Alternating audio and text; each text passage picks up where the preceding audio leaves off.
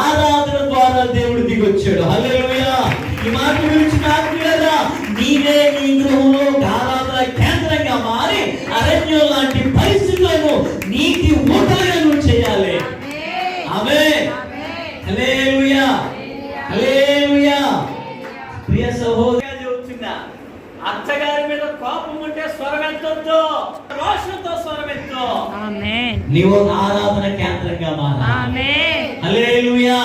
నీ ఒక వెలుగుగా మారాలి. ఆ వెలుగును బట్టి చీకటి పారిపోవాలి. ఆమేన్.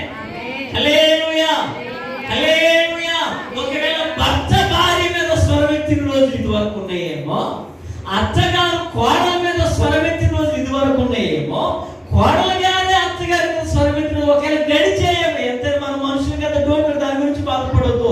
ఇప్పుడు దేవుని కొరకు నీ స్వరమెత్తు, దేవుని కొరకు నీ చేతులెత్తు, దేవుని కొరకు నీవు మోకరిల్లు, దేవుని కొరకు నీ ప్రాణ ఆత్మ దేహ శరీరాన్ని ఆయనకి ఆరాధనగా సమర్పించు. నీవు యు ఆర్ ద లైట్. ఆమేన్. హల్లెలూయా. ప్రభు చెప్పాడు, I am the light to the world. నేను లోకానికి వెలుగునై ఉన్నాను అన్నాడు. నీవు వెలుగు కలిగిన బిడ్డగా తేజరిల్లుదువుగాక, వెలుగు కలిగిన బిడ్డగా తేజరిల్లుదువుగాక.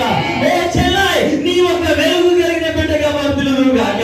ఓ అన్న, నీ ఒక వెలుగు కలిగిన బిడ్డగా వర్ధిల్లుదువుగాక. అరణ్యాన్ని నీటి పొడుగుగా చేసిన దేవుడు నీ చీకటిని వెలుగుగా చేయగలిగిన సమర్థుడు.